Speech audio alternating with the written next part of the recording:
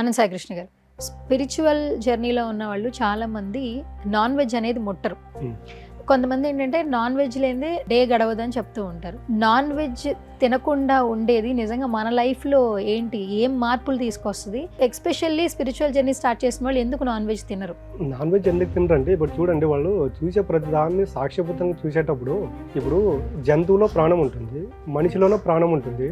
జంతువును మనం బలి ఇచ్చేటప్పుడు అది ఊకే నన్ను బలి వండి అంటుందా? బలి ఇచ్చిన తర్వాత అది ఏదైనా ఒక 10-15 నిమిషాలు అలా కొట్టుకుంటూ ఉంటుందా?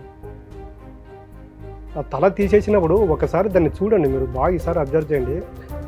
దాని తల తీసినప్పుడు అది ఎంత మానసిక క్షోభ అనుభవిస్తుంది.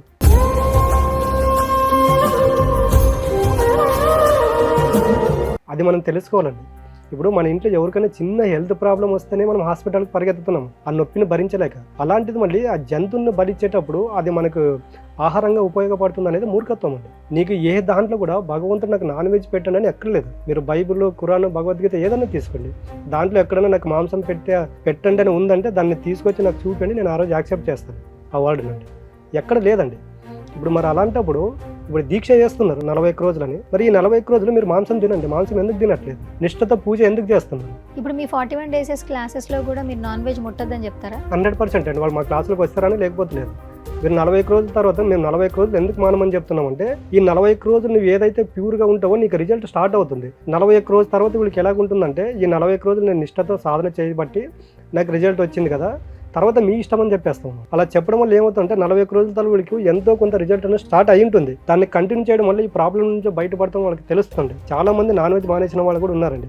తర్వాత కంటిన్యూ చేస్తే అది వాళ్ళ ఒపీనియన్, మనం ఏం చేయాలి. ఇప్పుడు నిజంగానే నాన్ వెజ్ మానేయడం మంచిదంటారా ప్రతి వ్యక్తి కూడా? 100% అండి. ఇప్పుడు చూడండి, ఒక వ్యక్తి ఎప్పుడైతే మెంటల్గా స్ట్రాంగ్ ఉండాలంటే వెజిటేరియన్ ఫుడ్ అనేది వెరీ ఇంపార్టెంట్ అండి. నాన్ వెజ్ ఎక్కువ తీసుకోవాలని చూడండి, వాళ్ళ కోపము, ద్వేషం, పగ, ప్రతీకారాలు ఎక్కువ ఉంటాయి. ఈ సాత్విక ఆహారం ఎవరు తీసుకునే వాళ్ళు మీరు బాగా అబ్జర్వ్ చేస్తే వాళ్ళ కోపము, ద్వేషం ఇవన్నీ ఉండవండి, సాక్ష్యభూతంగా ఉంటాయి. ఎప్పుడైతే మనం నాన్ వెజ్ ఎక్కువ తీసుకుంటూ ఉంటామో వ్యక్తిలో రాక్షస గుణం అనేది స్టార్ట్ అవుతుంది. అది మనకు తెలియదండి. అయితే ఇప్పుడు క్లాసెస్ వచ్చి అందరికీ మీరు చెప్తారైతే నాన్ వెజ్ అయితే ముట్టద్దని? లేదండి, మా క్లాసులో మేము నాన్ వెజ్ పెట్టాము, నాన్ వెజ్ తింటామన్నా కూడా మేము యాక్సెప్ట్ చేయము. ఈ 41 రోజులు మీరు ఉంటారంటే క్లాసులకు రావద్దని చెప్పేస్తాం. తర్వాత మీకు రిజల్ట్ వస్తే మీరు కంటిన్యూ చేయండి, అప్పుడు మీకు దాని వాల్యూ తెలిసి ఉంటుంది కదా అని చెప్పేస్తాం. మేము చెప్పడం వరకు మా ధర్మం అండి, తర్వాత వాళ్ళు వినడం వినకపోవడం వాళ్ళ ఇష్టం. ఇప్పుడు మీరు కూడా స్పిరిచువల్ జర్నీ స్టార్ట్ చేసి 25 సంవత్సరాలు అవుతుంది. అవునండి. మీరు ఈ జర్నీ స్టార్ట్ చేయడం మీకు కూడా ఖచ్చితంగా ఏదో ఒక ప్రధాన కారణం అయితే ఉంటుంది. స్పిరిచువల్ జర్నీ స్టార్ట్ చేసిన చాలా మంది కూడా ఇదే మాట చెప్తుంటారు, నాన్ వెజ్ అనేది ముట్టొద్దని చెప్తున్నారు. ఒకవేళ ఏదైనా సమస్యతో మీ దగ్గరకు వచ్చి క్లాసెస్ తీసుకున్నా, ఆ సమస్య సార్ట్ అవుట్ అయిపోయినా జీవితంలో మీరు నాన్ వెజ్ తినకుండా ఉండండి, దూరంగా ఉండండి, మమ్మల్ని నమ్మండి అని చెప్తూ ఉంటారు.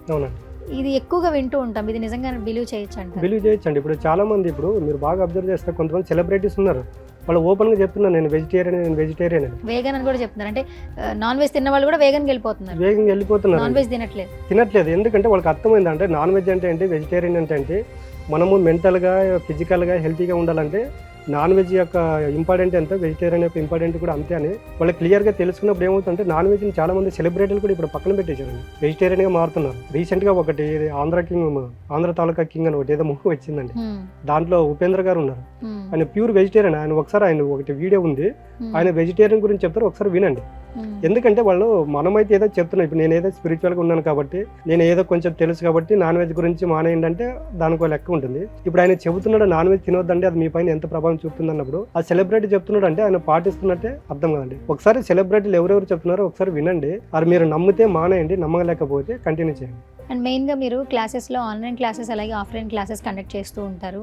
ఎస్పెషల్లీ మంత్లీ కొన్ని ఫ్రీ క్లాసెస్ ఉన్నాయి కదా, ఒకసారి దాని గురించి తెలియజేస్తారు? ఫ్రీ క్లాసెస్ అనేది ఆన్లైన్లో ఉంటుందండి, ఎవ్రీ సండే మార్నింగ్ కానీ ఉదయం కానీ ఉంటుందండి. తర్వాత ఆఫ్లైన్ క్లాస్ వచ్చేసి ప్రతి నెల ఒకటి ఫుల్ డే క్లాస్ ఉంటుంది. ఓకే.